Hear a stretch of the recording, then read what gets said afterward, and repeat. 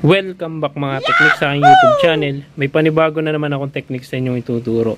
Ngayon mga teknik, tuturuan ko kayo kung paano magkabit ng racing CDI na 4-pin sa ating TMX 155. Kasi mga teknik, itong gagawin natin ay pwede nyong gawin sa lahat ng naka 4-pin CDI na battery operated. Ito nga pala mga teknik, itong TMX 155 yan. Battery operated, ang gamit niyang CDI ay Lipan 110.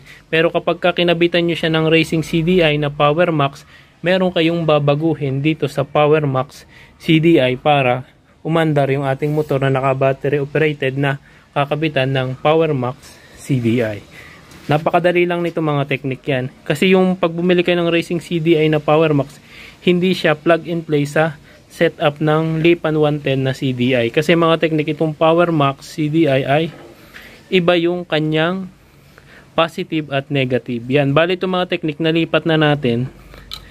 Makikita nyo mga teknik, itong pwesto ng ating CDI yan, hindi nakatulad doon sa Power Max na stock. Bali mga teknik, itong pinaka-pin niya yan, susundutin nyo lang dito. Yun. Uhugutin ninyo. Pagpapalitin nyo lang ng pwesto ang positive at negative.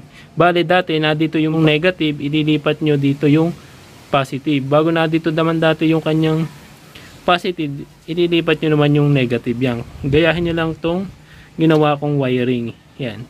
Bale ang ililipat nyo lang dito ay itong dalawang pin nga, positive at negative. Ngayon mga teknik na ilipat na natin, isasalpak na natin dito sa ating TMX 155.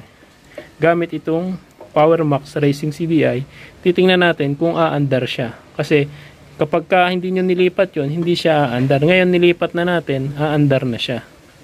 Yan, no limit na ito mga teknik kasi Racing CDI na yung ating gamit. Yan, Power Max. Ito nga pala mga teknik, itong CDI pang wave, pero pwede nyo itong i-convert sa lahat ng 4-pin battery operated. Yan.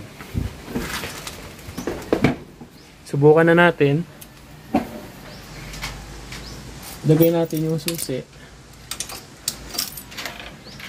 Start na natin. Try natin kung one click. Hindi ko siya mga teknik gagasal. Yan. Yan mga teknik. Naganay na yung ating racing CDI na 4-pin.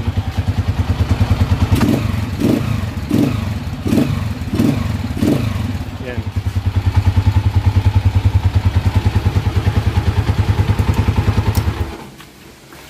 Ganun lang mga teknik kadali mag-convert ng racing CDI at saka ng Lipan CDI. Kasi mga teknik, kung babaguhin nyo dito sa wiring, mahihirapan kayo. Ito, kahit anong ikabit natin, kung gusto nating Lipan CDI, gagana din yan. Subukan natin. Yan. Yan mga teknik, gamit na natin yung CDI na Lipan 110. Start natin.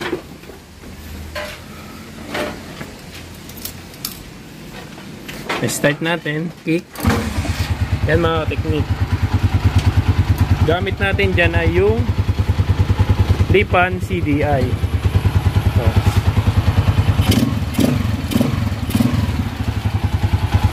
Try natin. Kung may tanong pa kayo mga teknik, huwag nyo kalimutan mag-comment, mag-subscribe. Salamat sa panonood and God bless. Mga teknik, at sa bago pa nating ka-teknik, iniimbitahan ko po kayo na sumali kayo sa aking raffle. Pwede kayong mga teknik manalo ng libreng LCD, libreng gawa ng cellphone. Mga teknik, ang gagawin nyo lang ay magko-comment kayo kung anong problema ng cellphone nyo at kung anong kailangan ng LCD. Pagka napili kayong mga teknik doon sa ating raffle, pwede na kayong manalo ng libreng LCD at libreng gawa ng cellphone. Kaya mga teknik, ano pang hinihintay nyo? Like, share, and subscribe. Lagay ko po mga teknik yung link sa description.